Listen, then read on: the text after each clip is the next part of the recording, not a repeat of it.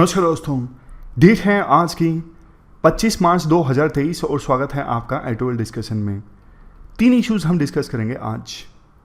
टीपू सुल्तान का इशू है, हालांकि ज़्यादा पॉइंट्स इस आर्टिकल से नहीं निकलते हैं, लेकिन यहाँ पे ये जो आर्टिकल है छोटे वाला, ये राहुल गांधी के इशू से संबंधित है। राहुल गांधी को 2 साल की सज़ा सुनाई गई सूरत की एक लोअर कोर्ट के द्वारा। 2 साल की सज़ा सुनाई गई, इस वजह से उनकी जो सदस्यता है लोकसभा की वायनाड से वो भी रद्द हो गई। डिफेमेशन से संबंधित बेसिक्स जानेंगे इस आर्टिकल में हम। रिप्रेजेंटेशन ऑफ पीपल एक्ट 1951 के क्या प्रोविजंस हैं सब जानेंगे, मतलब 2-3 आर्टिकल को कंपाइल करके ये इशू डिस्कस करेंगे। फिर एक इंडियन एक्सप्रेस का इशू डिस्कस करेंगे वाटर गवर्नेंस से संबंधित। यूएन कॉन्फ्रेंस ऑन वाटर आयोजित हो रही है 46 सालों के गैप के बाद, तो ये तीसरा इशू हम डिस्कस करेंगे। डिस्कशन स्टार्ट करें उससे पहले एक छोटी सी स्टोरी है जो आप एथिक्स में या फिर एसे में यूज़ कर सकते हो।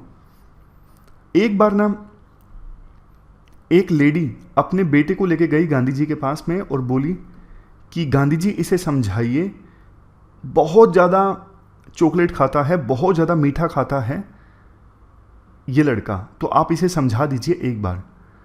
गांधी जी ने उस लड़के को देखा और गांधी जी बोले कि आप 2 हफ्ते के बाद इस बच्चे को मेरे पास लेके आना। ऐसा ही हुआ। 2 हफ्तों के बाद में वो लेडी फिर से अपने बच्चों को लेके गांधी जी के पास पहुंची और गांधी जी ने ना समझाने के नाम पे सिर्फ इतना बोला कि बेटा ज़्यादा मीठा मत खाओ, ज़्यादा मीठा खाने से सेहत को नुकसान पहुंचता है। उस लेडीज ने कहा कि बस इतना, मतलब उस लेडी ने बोला बस इतना सा समझाओगे। मुझे लगा कि 14 दिनों बाद बुला रहे हो तो कुछ मतलब प्रैक्टिस यूज़ करोगे इसको समझाने के लिए, कुछ टाइम लेके समझाओगे। गांधी जी ने बोला कि 2 हफ्ते का समय तो इसलिए लिया मैंने क्योंकि तब तक मैं भी काफ़ी मीठा खाता था। तो जब मैं काफ़ी मीठा खाता हूँ तो मैं उस बच्चे को कैसे मना कर सकता था मीठा खाने से या फिर मीठा छोड़ने के लिए। तो यहीं से वो बात है ना, गांधी जी का फेमस कोट है, be the change you want to see in world. पहले आप खुद पे इंप्लीमेंट करो। इससे संबंधित एक क्वेश्चन भी हमने डिस्कस किया था एथिक्स का, उसके बाद आप दुनिया को बताओ। जैसे असली लीडर क्या होता है, असली लीडर ना सबसे आगे चलता है, खुद करके दिखाता है अपनी टीम को कि ऐसा कर सकते हैं। और जो बॉस होता है ना वो सिर्फ ऑर्डर देता है। ये फर्क है लीडर और बॉस में। चलिए डिस्कशन स्टार्ट करते हैं। फर्स्ट इंपोर्टेंट आर्टिकल डिफेमेशन से संबंधित है। आप जीएस पेपर सेकंड के इस टॉपिक से आर्टिकल को रिलेट कर सकते हो। क्या कंटेस्ट है? 2014 के लोकसभा इलेक्शन से पहले राहुल गांधी की तरफ से ना एक स्टेटमेंट दी गई थी। उन्होंने यूं कहा था डायरेक्टली इनडायरेक्टली कि मोदी सरनेम के जो लोग हैं वो चोर हैं। जैसे उस समय नीरव मोदी का केस काफ़ी सुर्खियों में था, ललित मोदी बीसीसीआई में थे, उन पर करप्शन के आरोप लगे थे, और प्रधानमंत्री मोदी, मतलब एक प्रकार से प्रधानमंत्री मोदी को क्रिटिसाइज करना चाहते थे राहुल गांधी मोदी सरनेम को लेके। लेकिन देखो, एक गुजरात में बीजेपी के विधायक हैं पुरनेश मोदी, उन्होंने ना राहुल गांधी के खिलाफ डिफेमेशन का केस डाल दिया। अब उस मामले में सूरत की लोअर कोर्ट ने सजा सुनाई राहुल गांधी को 2 साल की। और आपको पता है रिप्रेजेंटेशन ऑफ पीपल एक्ट 1951 के अकॉर्डिंग किसी भी एमपी या एमएलए को 2 या फिर 2 से अधिक साल की सज़ा होती है तो उसकी जो सीट है ना वो रद्द हो जाती है, डिस्क्वालीफाई हो जाता है वो पर्सन। तो जैसे ही ये वर्डिक्ट आया सूरत कोर्ट का, लोकसभा सेक्रेटरीट ने ये नोटिफिकेशन जारी कर दिया, वायनाड जहाँ से राहुल गांधी सांसद है ना वो सीट खाली हो गई है। रिप्रेजेंटेशन ऑफ पीपल एक्ट 1951 के सेक्शन 8 के अकॉर्डिंग, क्योंकि राहुल गांधी को किसी केस में 2 या फिर 2 से अधिक साल की सज़ा हुई है तो उनकी सदस्यता रद्द होती है, उनकी सीट खाली हो गई है वायनाड। अब इस इशू पे ना बहुत बड़ा डिबेट चल रही है। पहले तो हम बेसिक्स से रिवाइज कर लेते हैं, डिफेमेशन का मतलब क्या होता है, फिर केस के बाकी एस्पेक्ट्स की तरफ आएंगे। एक केस स्टडी की सहायता से बेसिक्स हम पहले ही समझते हैं। डिफेमेशन का सिंपल मतलब है किसी की रेपुटेशन को डैमेज करना। मान लीजिए ए ने बी के बारे में कुछ कहा है और बी को ये लगता है ए ने मेरे बारे में जो भी कहा है उससे मेरी रेपुटेशन डैमेज हुई है, तो आईपीसी सेक्शन 499 और 500 के तहत केस फाइल किया जा सकता है। मैं आपको एग्जांपल देता हूं। 2015 में अरविंद केजरीवाल ने आरोप लगाया अरुण जेटली पर, डीडीसीए में करप्शन हुआ था। अरुण जेटली जब डीडीसीए के अध्यक्ष थे और उस करप्शन के लिए अरुण जेटली जिम्मेदार हैं। लेकिन अरुण जेटली ने कहा मेरी रेपुटेशन को डैमेज किया गया है अरविंद केजरीवाल के द्वारा। तो अरुण जेटली ने अरविंद केजरीवाल के खिलाफ 2 केसेस फाइल किए। यहां पे आप ध्यान दीजिएगा, सिविल ऑफेंस और क्रिमिनल ऑफेंस भी, यानी डिफेमेशन जो केसेस होते हैं वो 2 तरह के होते हैं, सिविल डिफेमेशन केसेस और क्रिमिनल डिफेमेशन केसेस। इनके बीच का डिफरेंस क्या है वो आपको बता देता हूं। देखो, सिविल डिफेमेशन केसेस में मालाफाइड इंटेंशन हो भी सकती है, नहीं भी हो सकती है। मैं आपको एग्जांपल देता हूं। ए ने कुछ स्पीच दी जिससे बी को लगता है कि मेरी रेपुटेशन डैमेज हो गई, लेकिन बी को लगता है ए ने मेरी रेपुटेशन तो डैमेज की लेकिन उन्होंने जानबूझ के नहीं की, तो बी के द्वारा सिविल डिफेमेशन केस फाइल किया जा सकता है। यहां पे आप ध्यान दीजिएगा, बी के द्वारा सिविल डिफेमेशन केस तब भी फाइल किया जा सकता है जब बी को लगता है मालाफाइड इंटेंशन ए की थी। कहने का एसेंस ये है, सिविल डिफेमेशन केसेस में मालाफाइड इंटेंशन हो भी सकती है, नहीं भी हो सकती है, जबकि क्रिमिनल ऑफेंस केसेस में मालाफाइड इंटेंशन का होना जरूरी है। अगर बी ए के खिलाफ क्रिमिनल डिफेमेशन केस फाइल करना चाहता है तो बी को यह साबित करना होगा कि ए की मालाफाइड इंटेंशन थी, यानी बी ए ने जानबूझ के मेरी रेपुटेशन को डैमेज किया है। दूसरा डिफरेंस आपको बताता हूं, वो तो सिंपल है, कोर्ट फीस देनी पड़ती है सिविल डिफेमेशन केसेस में, लेकिन पिटिशनर को कोर्ट फीस नहीं पे करनी पड़ती क्रिमिनल ऑफेंस केसेस में। तीसरा डिफरेंस जो सबसे ज्यादा इंपॉर्टेंट है, मान लीजिए बी ने ए के खिलाफ दोनों तरह के केसेस किए थे, सिविल डिफेमेशन भी और क्रिमिनल डिफेमेशन भी, और ए दोनों केस हार चुका है। तो देखो, सिविल डिफेमेशन केस जो हारा है इसके बदले में जितनी कंपनसेशन बी के द्वारा ए से मांगी गई थी उतनी कंपनसेशन ए को देनी पड़ेगी बी को, क्योंकि वो सिविल डिफेमेशन केस हारा है। पैसे देने पड़ते हैं, मॉनेटरी कंपनसेशन होती है अगर कोई सिविल डिफेमेशन केस हारता है। लेकिन अगर कोई क्रिमिनल डिफेमेशन केस हारता है तो 2 साल की सजा भी हो सकती है। समझ गए आप डिफरेंस? क्रिमिनल डिफेमेशन केस अगर कोई हारता है तो 2 साल की सजा भी हो सकती है। डिफेमेशन केसेस का देखो बहुत सारा क्रिटिसिज्म भी होता है। कुछ लोग कहते हैं freedom of speech and expression को दबाया जाता है डिफेमेशन सेक्शंस की सहायता से। यह भी कहा जाता है जो बड़े और पावरफुल लोग हैं वो छोटे लोगों को दबाते हैं, उनको डराते हैं, धमकाते हैं डिफेमेशन सेक्शंस की सहायता से। अब आते हैं आर्टिकल की तरफ। आर्टिकल में कहा जाता है, देखो ये बात सच है, बैलेंस होना जरूरी है freedom of speech and expression and right to reputation के बीच। यानी कोई पर्सन अपनी freedom of speech and expression का मिसयूज नहीं कर सकता और किसी के बारे में कुछ भी नहीं बोल सकता ताकि उसकी रेपुटेशन ना हर्ट हो जाए। लेकिन हमारे देश में बैलेंस है नहीं, एक्चुअल में बहुत ज़्यादा स्ट्रिक्ट है और एक्चुअल में freedom of speech and expression दब जाती है, मतलब freedom of speech and expression suppress हो जाती है। डिफेमेशन से संबंधित कानून इतने ज़्यादा रिगरस हैं। डिफेमेशन सेक्शंस को क्रिटिसाइज करते हुए राइटर के द्वारा मेनली 4 आर्गुमेंट्स दिए जाते हैं। सबसे पहला आर्गुमेंट, देखो ये कॉलोनियल ईरा के सेक्शंस हैं और आज़ाद भारत भी कॉलोनियल ईरा के इन सेक्शंस का बर्डन झेल रहा है, इसलिए या तो इन सेक्शंस को रिफॉर्म करने की आवश्यकता है या फिर इन सेक्शंस को हटा दिया जाए। दूसरा आर्ग्यूमेंट राइटर के द्वारा दिया जाता है, ज़्यादातर देशों में इंक्लूडिंग हमारे neighbouring countries for example Sri Lanka में भी क्रिमिनल डेफेमेशन का कोई प्रोविजन है ही नहीं, सिर्फ प्रोविजन है सिविल डेफेमेशन का। अगर किसी को लगता है किसी दूसरे पर्सन ने मेरी रेपुटेशन को डैमेज किया है तो मॉनेटरी कंपनसेशन मांग सकता है, लेकिन 2 साल की सजा ये जो क्रिमिनल डेफेमेशन का प्रोविजन है ये हमारे देश में है और ज़्यादातर देशों में नहीं है। तीसरे आर्ग्यूमेंट में राइटर के द्वारा ये कहा जाता है, वैसे तो देखो एक्यूज्ड अपने डिफेंस में काफ़ी सारे आर्ग्यूमेंट्स दे सकता है। मान लीजिए ए ने बी के बारे में कुछ कहा और बी ने केस फाइल कर दिया, तो ए कोर्ट में कह सकता है मैंने जो स्टेटमेंट दी थी वो गुड फेथ में थी और जो भी मैंने कहा वो पब्लिक इंटरेस्ट में था, यानी पब्लिक के इंटरेस्ट से जुड़ा कोई क्वेश्चन था, इसीलिए मैंने ये सारी बातें कही। लेकिन आप ध्यान दीजिएगा, अभी देखो ये सारे आर्ग्यूमेंट्स ए के द्वारा यानी एक्यूज्ड के द्वारा तभी दिए जा सकते हैं जब तक काफ़ी बार ए को कोर्ट में आना पड़ेगा। जब ट्रायल आगे चलेगा तभी तो ए अपने डिफेंस में ये सारे आर्गुमेंट्स देगा ना। ट्रायल लंबा चलता है और इसी बीच ए का हरासमेंट काफी ज्यादा हो जाता है। मतलब एक्यूज्ड जिसके खिलाफ डिफेमेशन से संबंधित केस फाइल किया जाता है उसका हरासमेंट काफी ज्यादा हो जाता है। जो केस फाइल करता है आमतौर पे वो पावरफुल पर्सन होता है और जिसके खिलाफ केस फाइल किया जाता है वो आमतौर पे उतना पावरफुल पर्सन नहीं होता। इसी वजह से हरासमेंट उस पर्सन का काफी ज्यादा हो जाता है। और सबसे लास्ट में चौथा आर्गुमेंट राइटर के द्वारा यह दिया जाता है, अगर देखो केस सिविल डिफेमेशन से संबंधित है तो अक्यूज्ड को सिर्फ यह साबित करना होता है कि जो भी मैंने स्टेटमेंट दी वो सच थी, यानी वो स्टेटमेंट फैक्ट्स के आधार पर थी और उस स्टेटमेंट में झूठी नहीं थी वो स्टेटमेंट।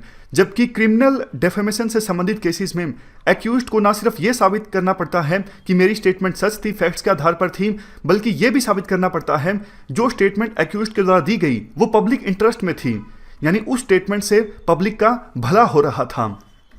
तो ये 4 आर्ग्यूमेंट्स राइटर के द्वारा दिए जाते हैं डिफेमेशन सेक्शंस के अगेंस्ट। राइटर आगे ये कहते हैं 2016 में सुप्रीम कोर्ट का एक वर्डिक्ट आया था। उस समय पॉलिटिशियंस के द्वारा पिटीशन फाइल की गई थी। काफ़ी सारे politicians, for example S Subramanian Swamy, इन्होंने ये मांग की थी कि उनके खिलाफ डिफेमेशन केस चल रहे थे, तो उन्होंने मांग की थी डिफेमेशन सेक्शन को हटा ही दिया जाए क्योंकि ये freedom of speech and expression के अगेंस्ट है। लेकिन सुप्रीम कोर्ट ने डिफेमेशन सेक्शंस को हटाने से इनकार कर दिया था। सुप्रीम कोर्ट ने कहा था नहीं, हम नहीं हटा सकते, लॉ की रेपुटेशन सुरक्षित रहे इसके लिए डिफेमेशन सेक्शंस होना जरूरी है। अगर डिफेमेशन सेक्शन नहीं होगी तो कोई भी किसी के खिलाफ कुछ भी बोल देगा और इससे दूसरे वाले पर्सन की रेपुटेशन बहुत ज़्यादा हर्ट हो जाएगी। अब लास्ट में काफ़ी इंपॉर्टेंट बात बोली जाती है राइटर के द्वारा। राइटर कहते हैं देखो 2016 में सुप्रीम कोर्ट ने इन सेक्शंस को अपहेल्ड किया था, वो अलग बात है, लेकिन 2 साल में काफ़ी कुछ चेंज हो चुका है। अब मीटू मूवमेंट चल रही है, ये मूवमेंट काफ़ी ज़्यादा इंपॉर्टेंट है। वो महिलाएं जो पहले अपने साथ हुए अन्याय को पब्लिक डोमेन में नहीं ला सकी थी, वो अब अपने एक्सपीरियंस को शेयर कर रही हैं दुनिया के साथ, कैसे उनके साथ सेक्सुअल हरासमेंट हुआ। लेकिन जो पावरफुल लोग हैं, मतलब वो लोग जिन पर सेक्सुअल हरासमेंट का आरोप लगा है, उन्होंने डिफेमेशन के केसेस फाइल कर दिए उन महिलाओं के अगेंस्ट जिन्होंने ये आरोप लगाया। जैसे फॉर एग्जांपल नाना पाटेकर ने तनुश्री दत्ता के खिलाफ केस फाइल किया और भी काफ़ी सारे लोगों ने केस फाइल किए थे। मतलब आपको याद रखने की आवश्यकता नहीं है, सिर्फ समझने के लिए। तो राइटर का कहने का मेन एसेंस ये है, सुप्रीम कोर्ट के पास एक बार फिर से अपॉर्चुनिटी है, डिफेमेशन संबंधित जो सेक्शंस हैं या तो उनमें चेंज लाया जाए या फिर उनको खत्म कर दिया जाए। तो इस प्रकार से हमने डिफेमेशन के बेसिक्स को डिस्कस कर लिया। अब आते हैं राहुल गांधी के केस की तरफ। तो वैसे शुरुआत में मैंने ये बोल दिया था गलती से कि 2014 के लोकसभा इलेक्शन से पहले राहुल गांधी ने स्टेटमेंट दी थी, नहीं, 2019 के लोकसभा इलेक्शन से पहले दी थी। कुछ फर्क नहीं पड़ता, एग्जाम के लिए कुछ इंपॉर्टेंट नहीं है, लेकिन स्लाइड में सामने दिखा तो मैंने बता दिया। खैर बात करते हैं। देखो जो ये जजमेंट आया है ना सूरत कोर्ट का, इसका काफ़ी क्रिटिसिज्म हो रहा है कई एंगल से। जैसे एक एक्सपर्ट एक बात तो ये बोल रहे हैं कि ना संविधान के आर्टिकल 103 के अकॉर्डिंग जब भी किसी मेंबर के डिसक्वालिफिकेशन से संबंधित मामला आता है ना किसी इश्यू के कारण, फॉर एग्जांपल इस केस में कि उनको 2 या 2 से अधिक साल की सजा हो गई है, तो प्रेसिडेंट फाइनल फैसला लेते हैं इलेक्शन कमीशन की ओपिनियन के बाद में। लेकिन इस केस में प्रेसिडेंट ने संविधान के आर्टिकल 103 के अकॉर्डिंग फैसला नहीं लिया, सीधा लोकसभा के सेक्रेटरीट ने नोटिफिकेशन जारी कर दी। ये पहला पॉइंट है। इसके बाद दूसरा पॉइंट, कुछ एक्सपर्ट्स ये भी बोल रहे हैं कि देखो ये जो जजमेंट आया है ना राहुल गांधी के अगेंस्ट, ये क्रिमिनल डिफेमेशन के मामले में आया है। क्रिमिनल डिफेमेशन में अगर आरोप सही साबित होते हैं ना तो मैक्सिमम 2 साल की सजा हो सकती है, कम भी हो सकती है, 6 महीने की, 1 साल। डिस्क्रिशन दी गई है एक प्रकार से जज को कि आपको जो ठीक लगे उतनी सजा दे दीजिए। तो एक्सपर्ट्स ये बोल रहे हैं कि जज ने ना मैक्सिमम सजा सुनाई 2 साल की। जबकि देखो राहुल गांधी का जो ये आरोप था, ये चुनाव प्रचार के दौरान वैसे भी पॉलिटिशियन जो हैं वो काफ़ी बार एग्जैजरेट करके या फिर हंसाने के लिए या फिर बिना सोचे समझे स्टेटमेंट दे देते हैं। तो इस केस में राहुल गांधी ने जो स्टेटमेंट दी वो चुनाव प्रचार के दौरान दी। दूसरा, किसका डिफेमेशन हुआ उससे वो जज ने अपनी जजमेंट में नहीं बताया। क्या सिर्फ पूर्णेश मोदी जो बीजेपी के एमएलए हैं गुजरात में, उनका हुआ, पूरी मोदी कम्युनिटी का हुआ, कितने लोगों का हुआ, कुछ ऐसा डेटा केस में नहीं रखा गया सामने। और ये भी कहा गया कि देखो जो ये केसेस होते हैं ना, उन केसेस में सीआरपीसी यानी क्रिमिनल प्रोसीजर कोड के सेक्शन 398 के अकॉर्डिंग जजेस या तो इंक्वायरी करवाते हैं पुलिस से या फिर खुद इंक्वायरी करवाते हैं कि क्या होना चाहिए, मामला क्या है। बट सूरत की कोर्ट में जज ने ऐसी कोई प्रॉपर इंक्वायरी नहीं करवाई इस केस में।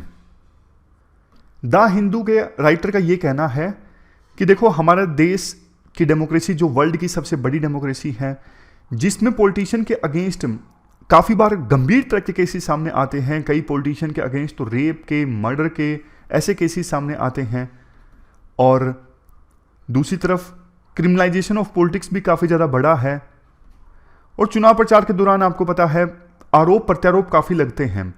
तो ऐसी वाइब्रेंट डेमोक्रेसी में अपोजिशन के एक इंपॉर्टेंट लीडर को 2 साल की सजा सुना देना उनकी दी गई एक स्टेटमेंट के लिए, ये मतलब काफ़ी अजीब है, ऐसा आर्टिकल का कहना है। ये डेमोक्रेसी के लिए सही नहीं है, क्योंकि ना जैसा पहले भी हमने डिस्कस किया, डिफेमेशन का जो फायदा है ना वो रूलिंग गवर्नमेंट को होता है। वो अपोजिशन के लीडर्स को जेल में डलवा सकते हैं इस कानून का मिसयूज करके।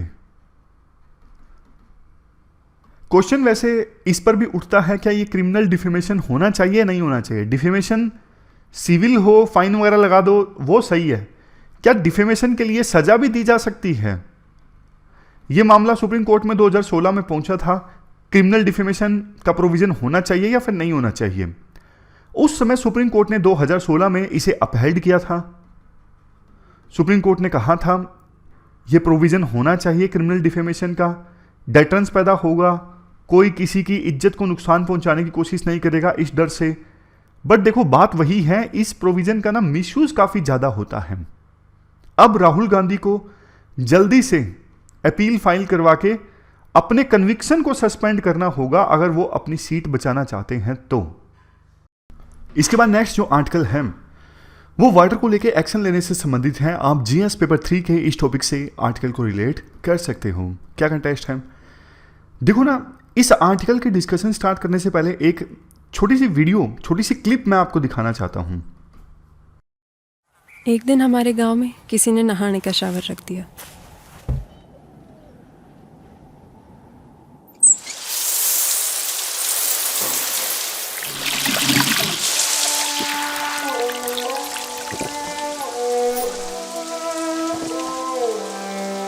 हमारे आधे गांव ने पानी पी लिया और एक शहर वाले का नहाना अभी खत्म ना हुआ। पानी का महत्व समझेंगे नहीं तो बचाएंगे कैसे?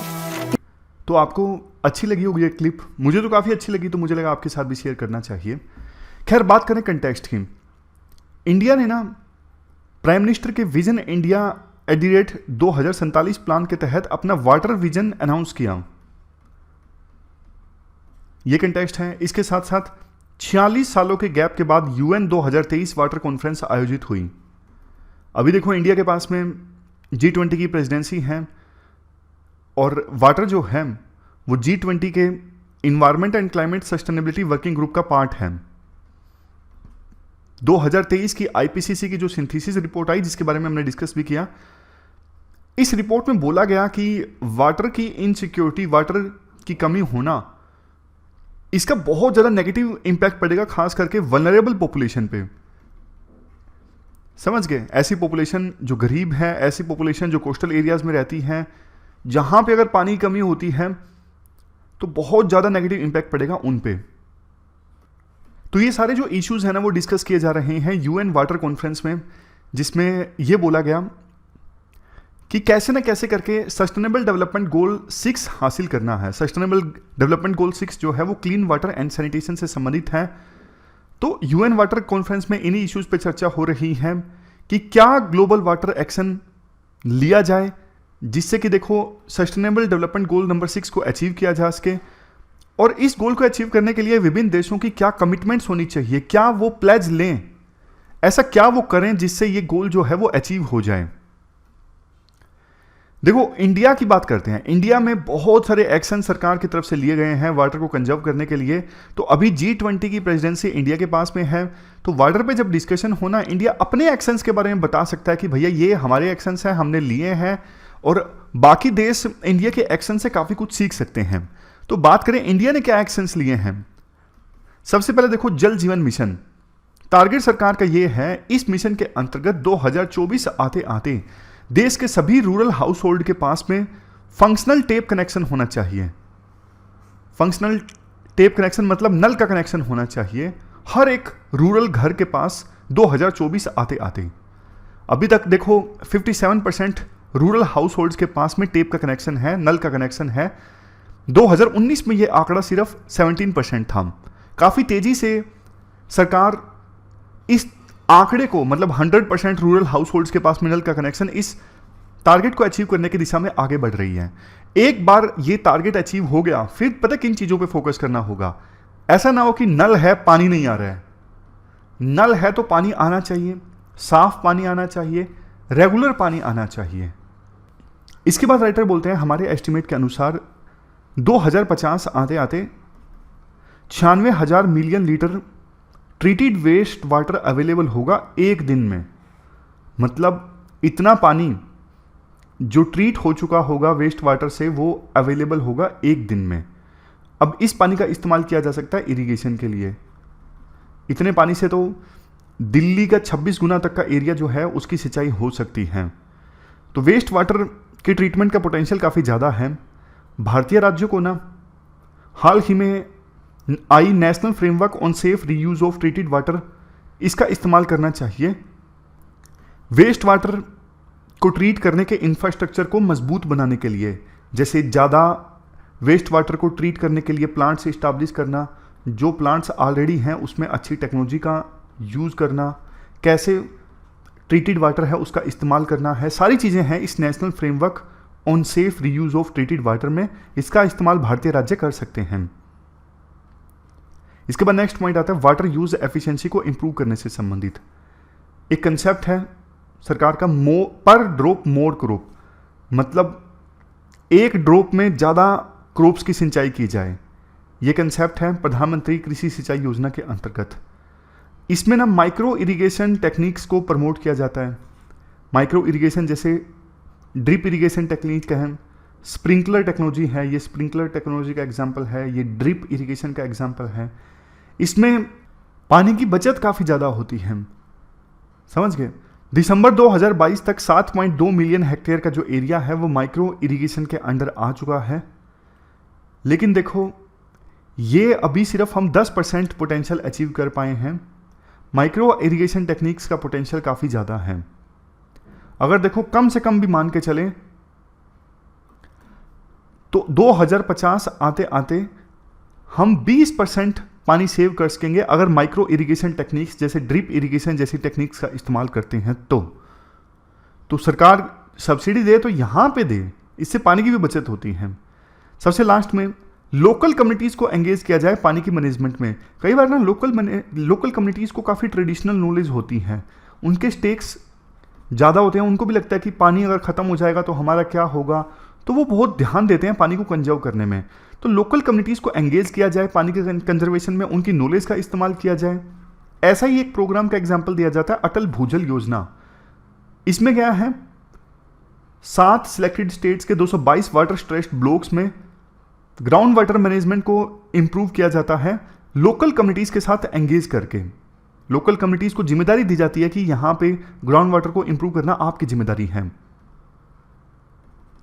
तो राइटर देखो ये कहते हैं लास्ट में G20 की प्रेसिडेंसी इंडिया के पास में है। इंडिया इन प्रोग्राम्स की सक्सेस दुनिया को दिखाए, सस्टेनेबिलिटी डिस्कस करे इन इनिशिएटिव्स की, कितने सस्टेनेबल है ये इनिशिएटिव्स, और दूसरे देशों की हेल्प भी करे जो इंडिया के प्रोग्राम से सीखना चाहते हैं। समझ गए। तो ये पूरा आर्टिकल हमने डिस्कस किया वाटर कंजर्वेशन से संबंधित। अब लास्ट जो आर्टिकल है वो देखो टीपू सुल्तान से संबंधित है। कोई बहुत ज़्यादा इंपॉर्टेंट आर्टिकल तो मुझे लगा नहीं है, जीएस पेपर 1 से आप इसको रिलेट कर सकते हो। आर्टिकल में ये कहा जाता है कि देखो अंग्रेज बहुत कांपा करते थे टीपू सुल्तान से। जब ये लड़ाई हुई थी ना टीपू सुल्तान के साथ, ब्रिटिशर्स के 4 वार हुए थे, तो उसके बाद भी ब्रिटेन में कुछ जगहों पर प्लेज किए जाते थे, उसमें टीपू सुल्तान को दिखाया जाता था कि एक इतना करेजियस राजा है। लेकिन इंडिया में ना पिछले कुछ सालों में बहुत कंट्रोवर्सी पैदा होती है टीपू सुल्तान को लेके। कुछ लोग बोलते हैं कि वो हिंदुओं को लेके उनकी सोच सही नहीं थी, या फिर क्रिश्चियंस को लेके उनकी सोच नहीं थी, वो कन्वर्ट करना चाहते थे उन्होंने, मतलब समझ गए किस तरह के क्वेश्चंस उठते हैं। मैं आपको एक बार बेसिक इन्फॉर्मेशन देता हूं जो यूपीएससी के लिए इंपॉर्टेंट है। पहले हम टीपू सुल्तान के बारे में पॉजिटिव बातों को अगर डिस्कस करें, टीपू सुल्तान के बारे में देखो ये कहा जाता है कि वो फर्स्ट अर्ली मॉडर्न रूलर थे जिन्होंने स्टेटिज्म इस्टेब्लिश किया, मतलब काइंड ऑफ अथॉरिटेरियन रजीम इस्टेब्लिश किया जिसमें बड़े लेवल पे बदलाव लाए जा सके। रेडिकल इकोनॉमिक चेंज लेके आए टीपू सुल्तान। नॉलेज उनकी काफ़ी ज़्यादा थी, उनकी लाइब्रेरी में बहुत डाइवर्स और बहुत अच्छी बुक्स देखी जा सकती थी। अपनी मिलिट्री सक्सेसेस से ब्रिटिशर्स को बहुत चुकाया टीपू सुल्तान ने।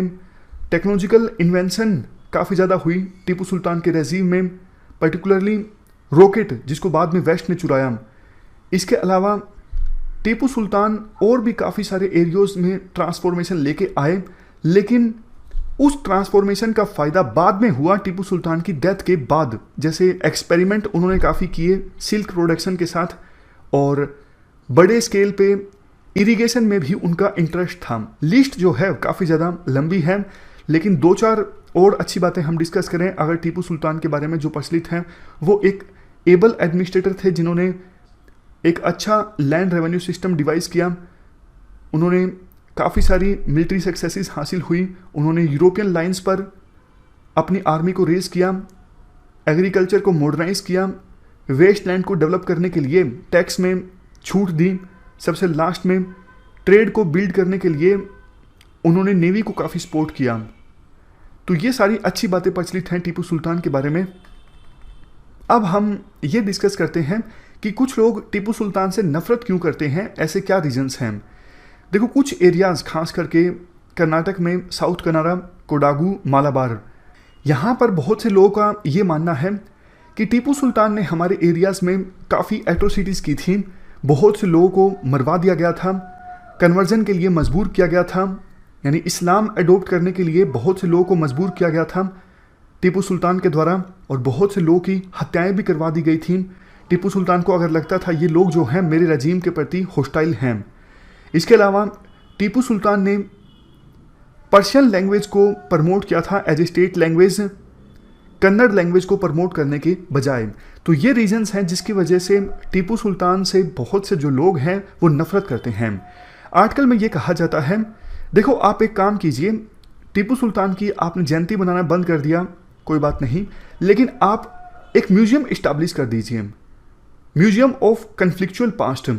यहाँ पर टीपू सुल्तान से जुड़ी सारी जानकारियाँ हों, सारे एविडेंस हों, टीपू सुल्तान से जुड़ी चीज़ें हों, ताकि जो विजिटर्स हैं या फिर हमारे देश के यंगस्टर्स हैं वो खुद ये बात का पता लगाएं कि टीपू सुल्तान आखिरकार किस प्रकार के फिगर थे, किस प्रकार की पर्सनैलिटी थे। इससे हमारे देश के यंगस्टर्स में हिस्टोरिकल टेम्पर डेवलप होगा। जैसे साइंटिफिक टेम्पर की हम बात करते हैं, इस प्रकार के म्यूजियम ऑफ कन्फ्लिक्चुअल पास्ट अगर इस्टेब्लिश किए जाते हैं तो देश के यंगस्टर्स में हिस्टोरिकल टेम्पर डेवलप होगा। वो खुद जानने का प्रयास करेंगे कि आखिरकार सच्चाई है क्या, ऐसा क्यों है कि ब्रिटिश हिस्टोरियन ने जिन्होंने टीपू सुल्तान को एक विलेन बताया, एक टायरेंट बताया, इसके बावजूद आज भी टीपू सुल्तान की इज्जत है, आज भी टीपू सुल्तान की इतनी ज़्यादा रिस्पेक्ट है, इतना इन्फ्लुएंस है, ऐसा क्यों। अगर हमारे देश के यंगस्टर्स विजिट करेंगे इस म्यूजियम में तो वो सोचने को मजबूर होंगे। 19वीं शताब्दी के एक जैन हिस्टोरियन हैं देवचंद्रा, इन्होंने आखिरकार ऐसा क्यों लिखा कि सदियों से टेम्पल्स को, खास करके जैन टेम्पल्स को डिस्ट्रक्ट किया जा रहा है, वहाँ से जो जरूरी सामान है उनको चुराया जा रहा है, उनको अपवित्र किया जा रहा है, सिवाय एक पीरियड को छोड़ के। कौन सा पीरियड? हैदर अली जो टीपू सुल्तान के फादर थे, और टीपू सुल्तान का पीरियड। अगर टीपू सुल्तान ने जैन टेम्पल्स को तुड़वाया होता तो वो इस प्रकार की बात क्यों लिखते। यंगस्टर्स ये भी सोचने को मजबूर होंगे कि बहुत सारे नॉन मुस्लिम रिलीजन पीपल को क्यों प्रमोट किया गया, क्यों सपोर्ट किया गया टीपू सुल्तान के द्वारा। लोग ये भी सोचने को मजबूर होंगे जो आरोप हैं टीपू सुल्तान पर कि उन्होंने बड़े स्केल पे मंदिरों को तुड़वाया, वो आरोप कितना सही है? ऐसा क्यों है कि टीपू सुल्तान ने बहुत सारे मंदिरों को तुड़वा दिया, लेकिन बहुत सारे मंदिर जो उन्हीं मंदिरों के नज़दीक थे उनको छोड़ दिया गया? ऐसा क्यों? और सबसे लास्ट में तो ये बोला जाता है, यंगस्टर्स ये भी पूछेंगे, ये भी पता लगाने की कोशिश करेंगे, कुछ मुस्लिम कम्युनिटीज़ को सपोर्ट किया गया टीपू सुल्तान के द्वारा, लेकिन कुछ मुस्लिम कम्युनिटीज़ को सपोर्ट नहीं किया गया, ऐसा क्यों? तो मतलब कहने का यही है इस आर्टिकल का कि आप म्यूजियम ऑफ कन्फ्लिक्चुअल पास्ट इस्टेब्लिश कर दो, जैसे वेस्टर्न कंट्रीज़ ने कंट्रोवर्शियल फिगर्स के बारे में कर रखी हैं। इससे हिस्टोरिकल टेम्पर डेवलप होगा यूथ में और वो जानने का प्रयास करेंगे कि सच्चाई आखिरकार है क्या। ये थी हमारी आज की डिस्कशन। तो इस डिस्कशन में फिलहाल इतना ही है। Thank you very much for discussion.